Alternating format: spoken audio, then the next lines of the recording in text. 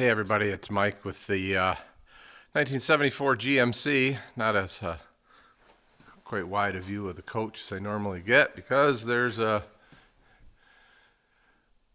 big old Dodge getting a suspension lift put in here. So one of my buddies from the fire department, some work done. So I planned on doing kind of a little bit more of a series on these drip rails on the installation, and I don't know if I showed you guys this or not. It works on my Makita with my Makita batteries, but it's not a Makita, and it worked pretty well.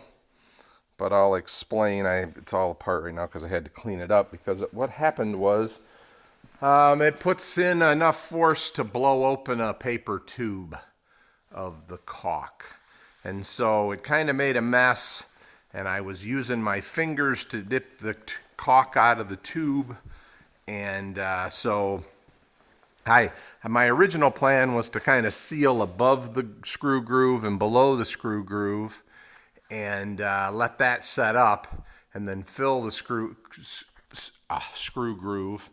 But as that didn't really work out because of the tube blowing up and other things, I was dipping the stuff out and I just smeared it in, and I said, okay, I'm going to get this done. And so that's what I did. I did get this put back on and I think sealed up pretty good. I'm going to have to cut that bolt off. I ran the bolt from the inside this time so that the nut and washer wouldn't fall in if I had to take it off again.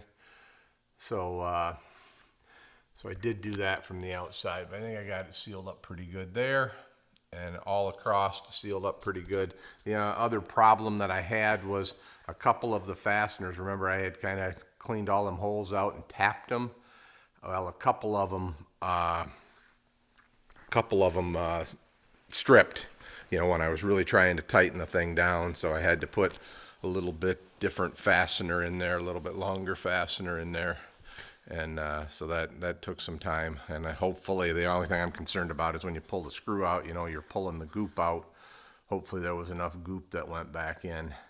So on this side, tube broke on the other side. On this side, the tube worked pretty well, but what happened was it was a cardboard tube, and I wrapped it in duct tape to try and get keep it from blowing apart at the paper wrap seams. And what happened was I was going along, and it kind of ran out.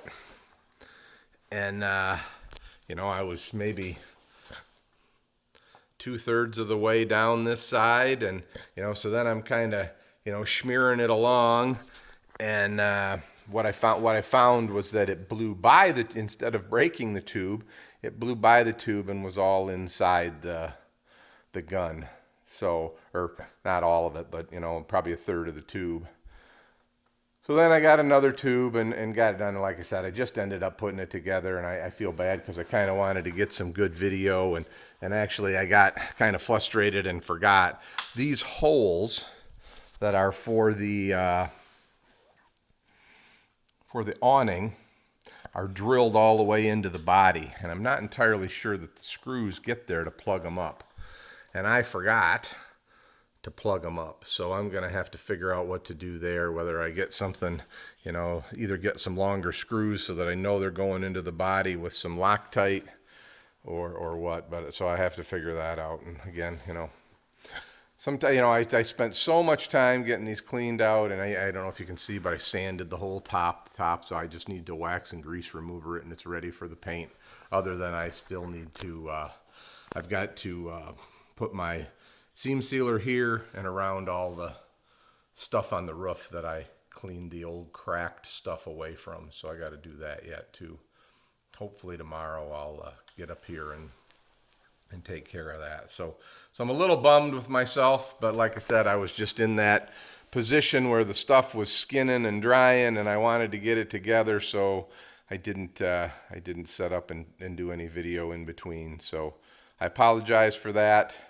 But just so you know, it was a I'll show you the tube of the stuff. But, and I basically coated over every rivet head. I filled the gap between the the roof aluminum and the side aluminum. I just completely filled that, and I filled the gap that all these screws go into. Just filled it right up, you know, kind of leveled it off and then smushed this into it. So I'm pretty sure I'm not going to have any leaks because of that, but I do need to figure these screws out, what I'm going to do there, whether I'm just going to run a little bit longer screw or try and inject something in these holes. So, well, let's walk down here. I don't know if I can show you that tube that blew apart. You know, I was dipping the stuff out with my fingers, and it's just completely stuck to the gloves and everything else I was wearing. It was a huge mess.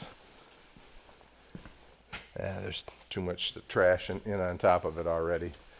But so, like I said, I had to clean this. This was all full of gook and whatever, and then I was really worried about this because the teeth had gook in it and everything else. But it's a pretty sweet deal. So you just squeeze the trigger and it pushes.